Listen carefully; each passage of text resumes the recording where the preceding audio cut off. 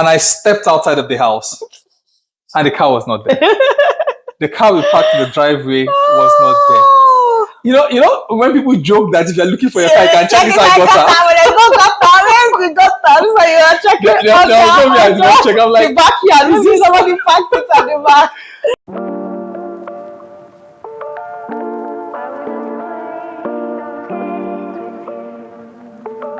Hi everyone, welcome back again. If you're joining us for the first time and you haven't yet subscribed to this channel, please subscribe. Be sure to like, share, and also engage with us through your comments as well. Funke and I just did a video not too long ago where we talked about our Canada relocation story. And it's funny because we finished that video and we had a very good laugh about. So I think in that video, I kind of referenced that we had some ups and downs. And experiences. Yes, and our experiences in Canada. And we had a good laugh about one particular one. Again, I'm not sure why we had a good laugh about it because it was kind of a painful experience at the time. Yeah. But I thought we'll share that right away. We wanted to do like a video talking about general ups and downs. But like this one deserves a story time on its own.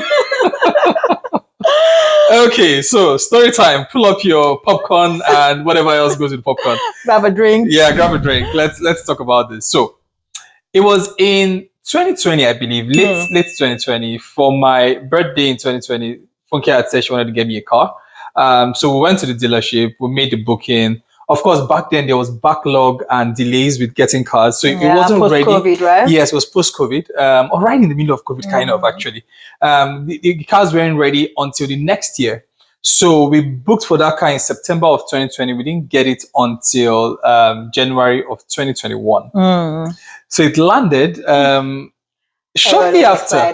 We're super excited. We're super excited. But you know how you receive your car and people are like, oh, this is a really nice car. And then they... Highlander. Yeah. And they're like, it's on top of the list of cars being stolen. And if you know anything about Canada, if you've read anything about Canada in recent times, and I'll say past 3 years thereabouts, the rate of car theft, I would struggle to see any other country that beats that number now. It's been crazy. In fact, ridiculous. It was so bad that at some point, there was a news article that the police was advising us that just leave the car, your car key at your doorstep. Like only the car they want, so that don't stress yourself. Because people are taking different measures to protect their cars.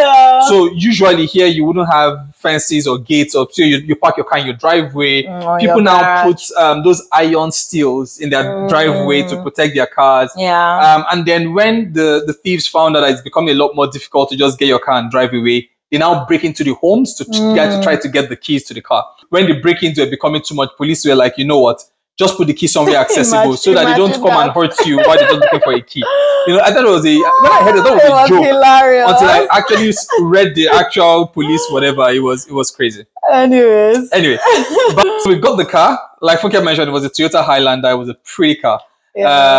So excited. It was the newly redesigned body and all of that. Lovely.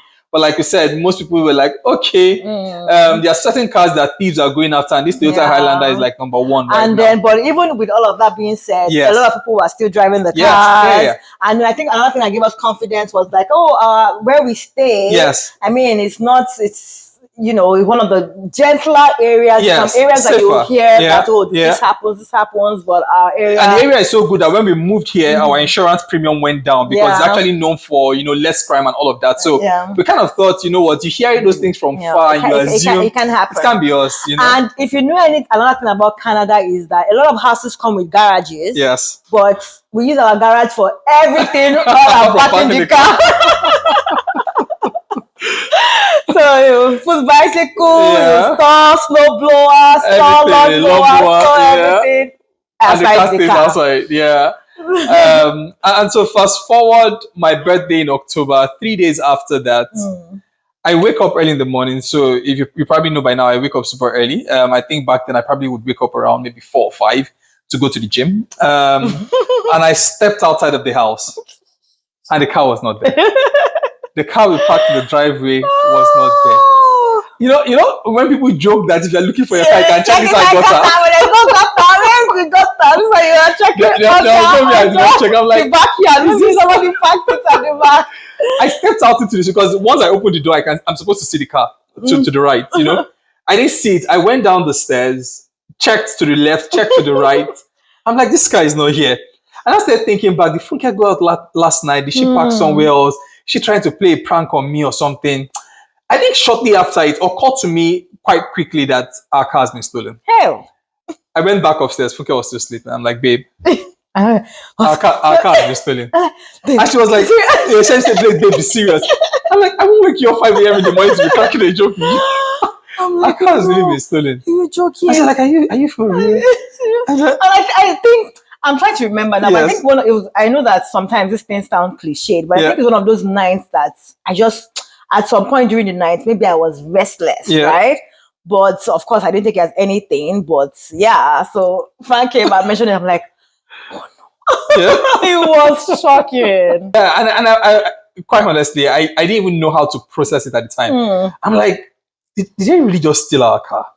And it's funny because, so we went back to we had the cameras and stuff. We went back to look at the camera to try to understand what happened. Yeah. There was definitely a glitch somewhere. So one of the things that they had talked about was that these guys usually come with blockers. They stand in front of your door, try to read your key. Now, I was so careless. And I remember before then, 2 days before then, I was driving home, and the moment I parked, there was a car behind me.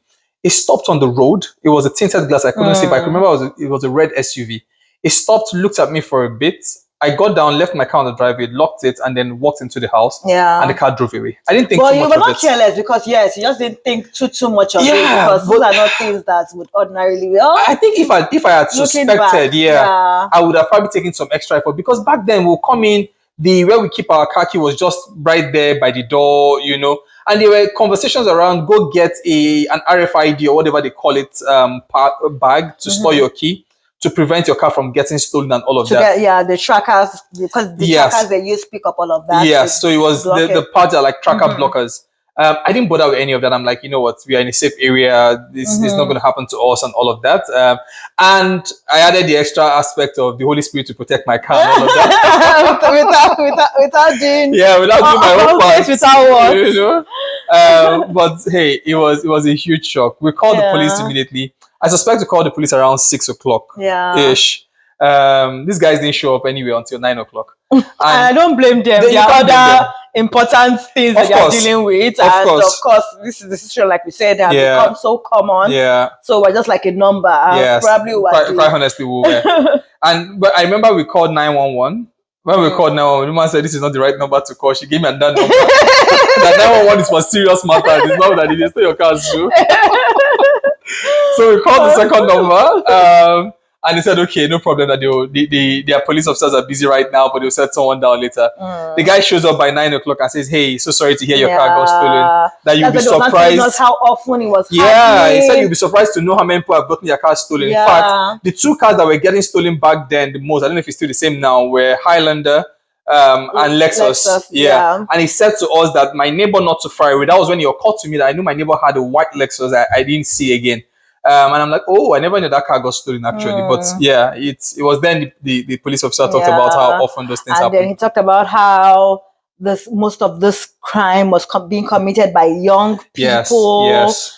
Probably under 18, and the cars most times under 18, taken to Montreal, and then from there shipped out to many other African countries. So who knows, maybe my car is even back home, right? If it's a brother that is driving it, enjoy the car. And that was it. So the car got stolen. Now we can laugh about it. Now we can. It was just because it was just that feeling of, like Frank said, we had that Ring camera and we watched it. Yes. But it was so funny that during the period, like the 5 minutes. It was less than that. Yeah. It was like 3 minutes. That we couldn't see anything. We couldn't trace anything. It just went blank and then it picked up again. Yes. In fact, we called Ring and we're like, oh, this happened. They can't do anything more for you, because most likely the guys got some jammers and stuff. So usually we have the outside pot lights, and those things back then I set them to 2 o'clock. So it went over at 2 o'clock. These guys show up around like 2:01. Everything. So it felt like they had monitored us for a bit. And for me, that was the most scary part. That's why they had monitored us that long and we had no idea. Yeah. The lights. So go ahead. No, go ahead. So the lights went off around 2:01, around 2 o'clock. These guys came around 2:01. Before 2:05, the car was out of the driveway.